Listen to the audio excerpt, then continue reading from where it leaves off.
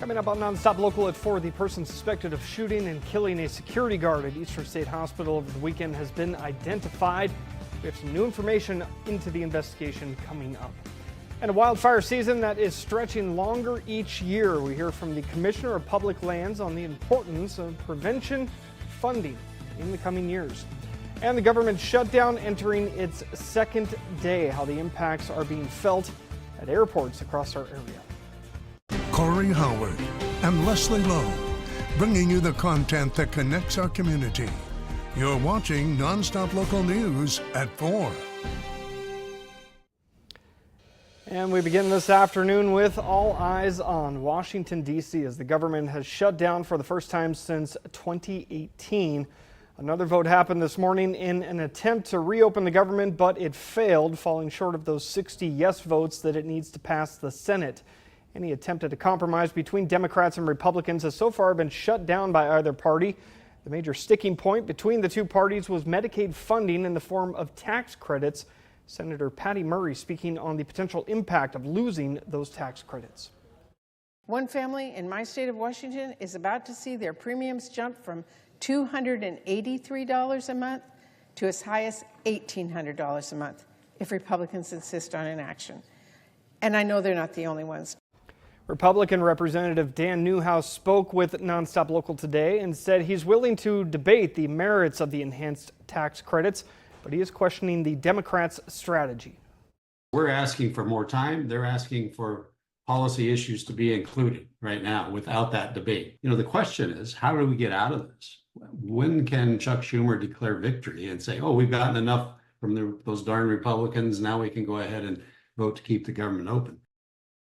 The Senate is expected to hold another vote on Friday. They will need, again, 60 Senate votes in order to pass the continuing resolution and restore government funding. These effects are also being felt by federal workers who are still required to show up for work, such as military personnel or TSA agents.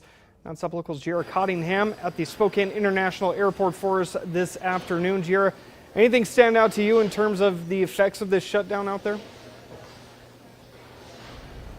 Good evening, Corey. Travel is still moving here at the Spokane International Airport, but with the government shutdown just happening early this morning, the impact is slight. Now, the shutdown will happen for at least 3 days. Federal employees across the country are now furloughed, while others like TSA and air traffic controllers are still on the job, working without pay. I spoke with 2 travelers from California. They'll both be in Spokane for more than a week as they think those uncertainties about their future travel plans.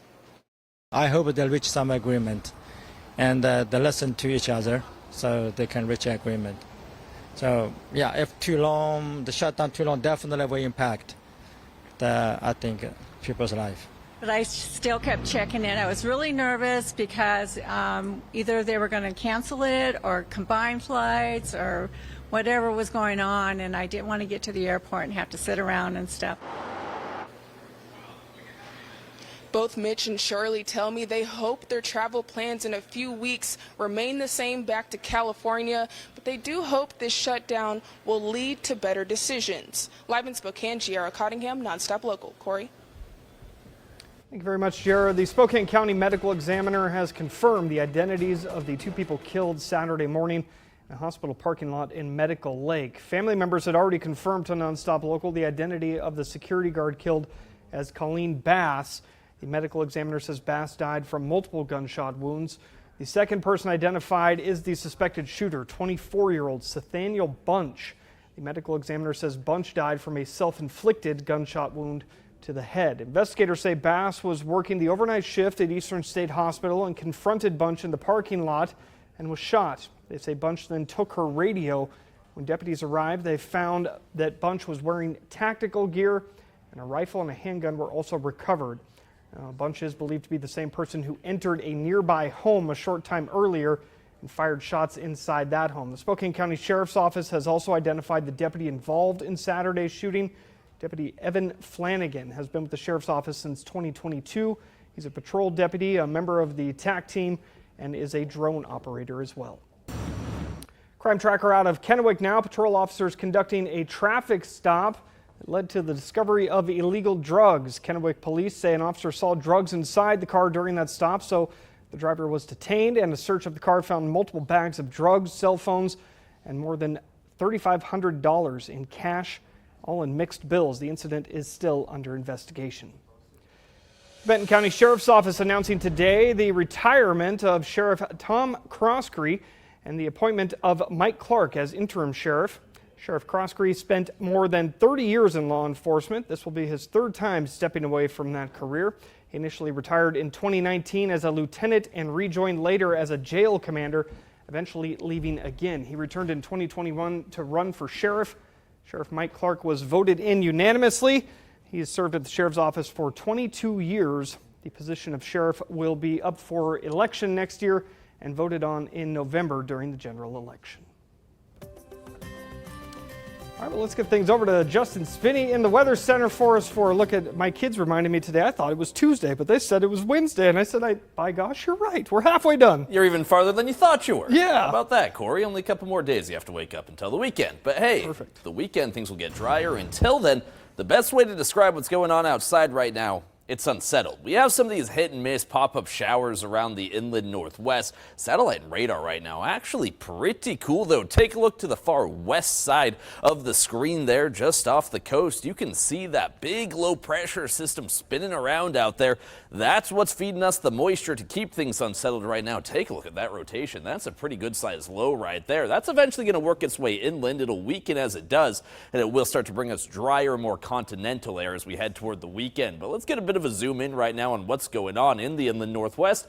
Just about 15 minutes ago, we had a couple lightning strikes just to the southeast of St. Mary's. Looks like those have calmed down now. Any thunderstorms that we've seen today, which we've only seen a couple, have been very small and very short-lived, only spitting out a few lightning strikes, brief heavy rain, and then just a little residual rain continues from that. Right now, areas like Spokane and Coeur d'Alene are pretty quiet. We still do have chances to see some pop-up showers and thunderstorms, and those chances will continue into tomorrow, but they're going to be even less extensive in coverage tomorrow. Just a 20% chance of seeing some showers for our Thursday in Spokane. Chance goes up a little bit through the North Idaho Panhandle down toward areas like the Palouse and Elsie Valley. Really, the farther east you are, the better chances you'll have to see some shower or thunderstorm activity into your Thursday, and then all of us should start to calm down as we head into our Friday and Saturday. So 20% chance of showers there in Spokane tomorrow. Into Friday, a little bit more sunshine is going to be working its way in. It's not really going to be warmer, though. In fact, our low temperatures are going to get even colder as we head through this next weekend, and the reason why that nice sunshine we're going to be getting in the afternoon is going to lead to some clear skies overnight,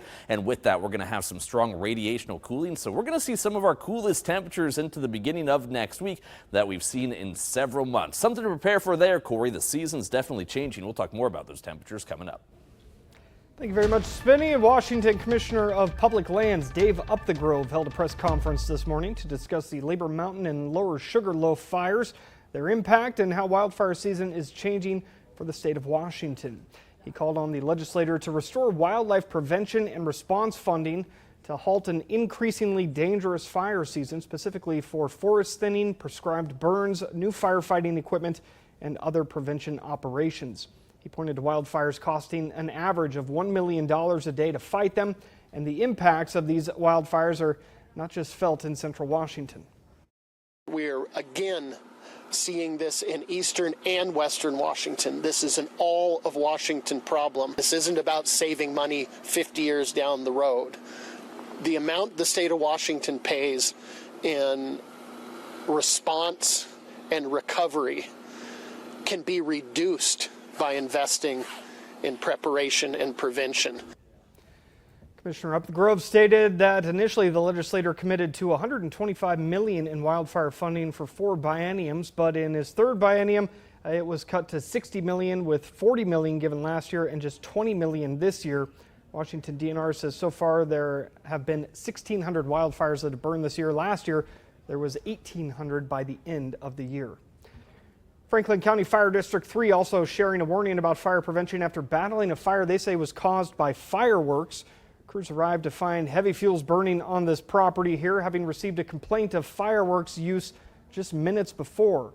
Evidence of fireworks use was found at the scene, and luckily that fire was contained to the edges of the property and no structures were threatened. Crews are expected to return today to check for hot spots. The fire district wants to remind everyone that even as temperatures cool, fires can still start easily and spread quickly.